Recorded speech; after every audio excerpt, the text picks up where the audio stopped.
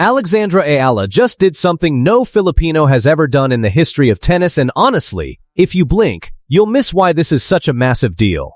Picture this. A 21-year-old from the Philippines walks into the Mubadala DC Open, a WTA 500 event, ranked outside the top 20, and walks out as the first Filipina in history to win a WTA Tour singles title. Not a small tournament either.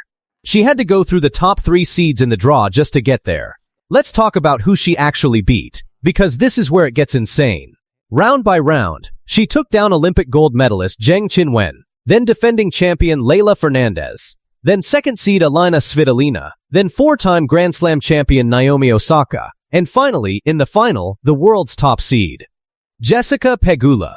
Analysts are already comparing this run to Barbara Krejcikova's title run in Dubai back in 2023. That's how rare beating 3 top seeds on the way to 1 trophy actually is. And the final itself? This wasn't some clean, easy win. Eala dropped the first set 6-4.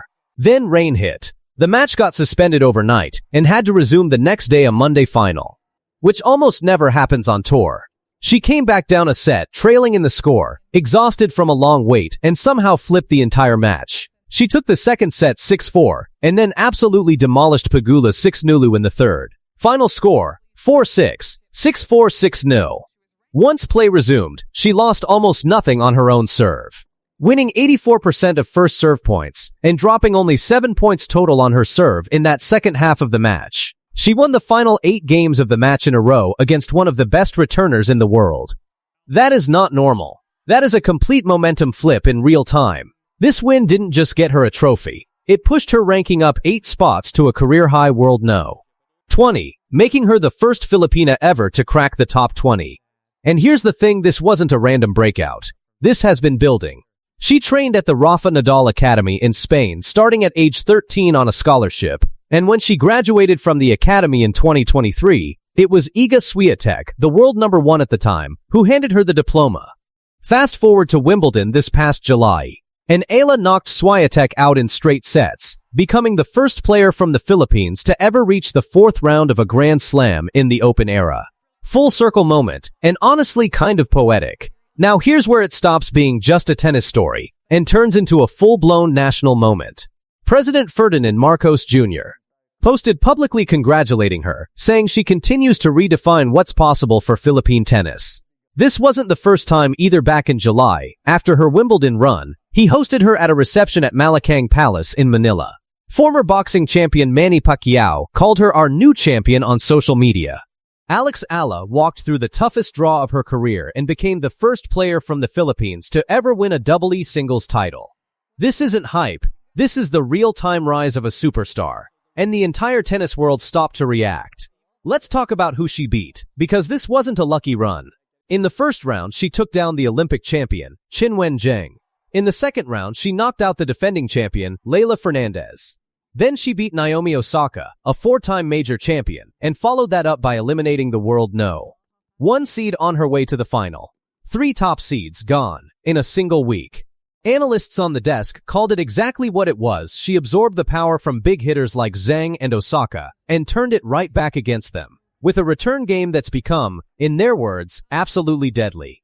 Then came the final against Jessica Pegula, and this is where the story gets wild. Pegula came out sharp and took the first set 6-4. Eala clawed back into the second set, winning it on serve, and then the rain hit. Play was suspended.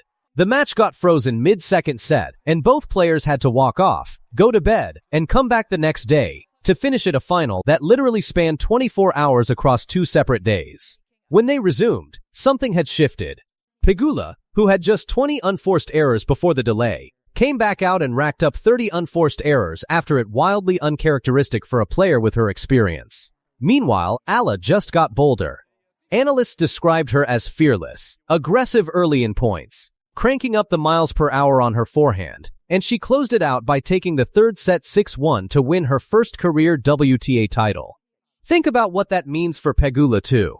This was her 23rd career WTA final, and she just went to the negative side of her record, now sitting at 11 wins and 12 losses in title matches. And yet she stood on that podium and, with total class, told the crowd how much Eala has transformed women's tennis, how everyone in the building was there to see her play. That's the kind of sportsmanship that made this moment even bigger.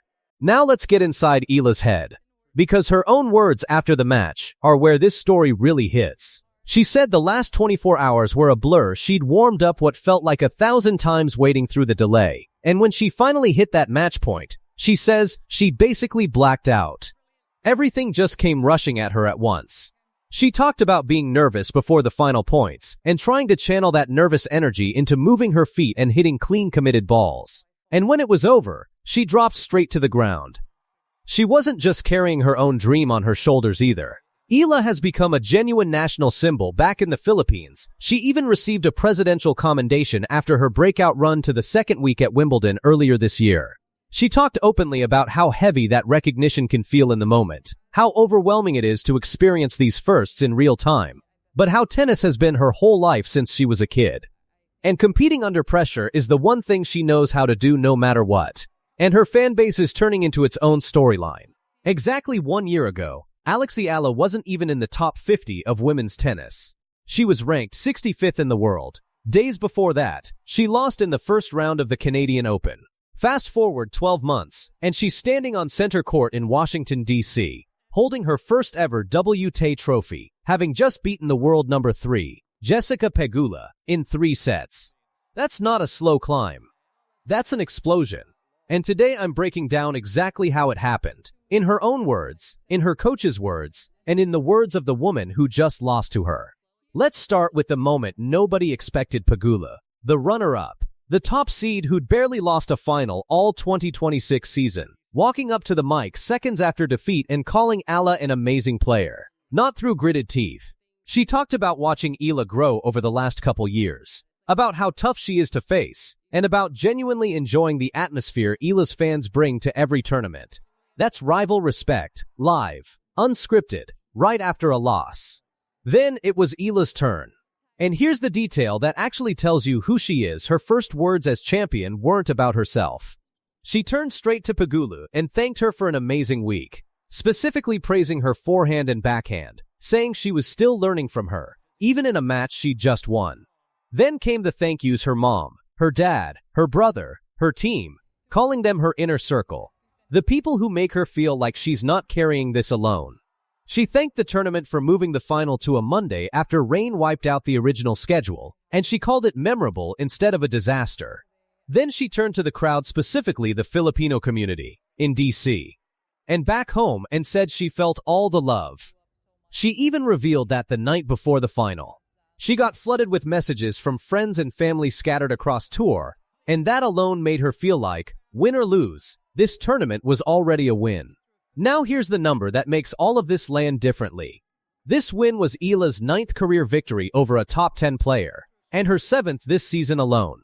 She's now the first player from the Philippines ever to win a tour-level title. 1 year ago, she was 65th. This year, she's beaten Naomi Osaka twice, plus wins over top-ranked players at Wimbledon and beyond, and she's currently sitting 14th in the WTA finals race.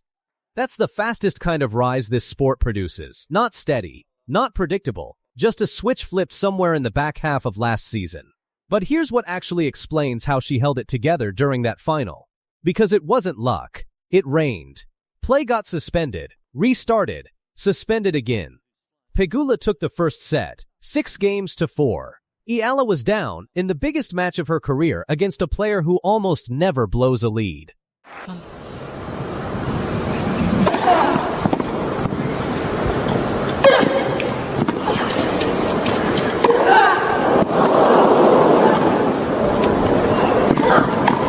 Oh, yes. Eala just beat a 6-time Grand Slam champion on center court, and the way she did it is stranger than the scoreline. On July 4, 2026, Alexandra Eala walked out at Wimbledon ranked world No. 29, drawn against defending champion Iga Swiatek, the No. 3 seed with 6 Grand Slam titles to her name. Nobody expected a contest. Eala's own serve barely breaks club rally speed. First serves landing around 86 miles per hour compared to Swiatek's 102. On paper, this was a mismatch. 2 hours and 14 minutes later, Eala was on her knees in tears, and Swiatek was walking off center court, eliminated in the third round. The first set alone lasted 84 minutes, one of the longest and best of the entire tournament. Eala fell behind early, clawed back, and pushed all the way to a set point at 5-3 that Swiatek somehow saved. It went to a tiebreak. At 4-2 down in that tiebreak, Swiatek cracked, throwing her racket into her own bag right there on center court.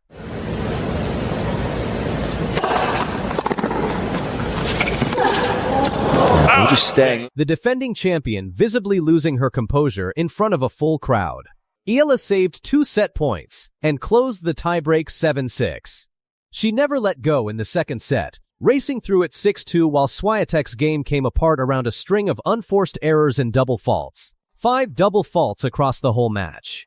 Here's what actually decided it, and it didn't come from a coach or an analyst. It came from Swiatek herself in her own press conference. She said the slow second serve was mentally tougher to face than a fast one, because she knew exactly how it would arrive, and still couldn't find rhythm off it.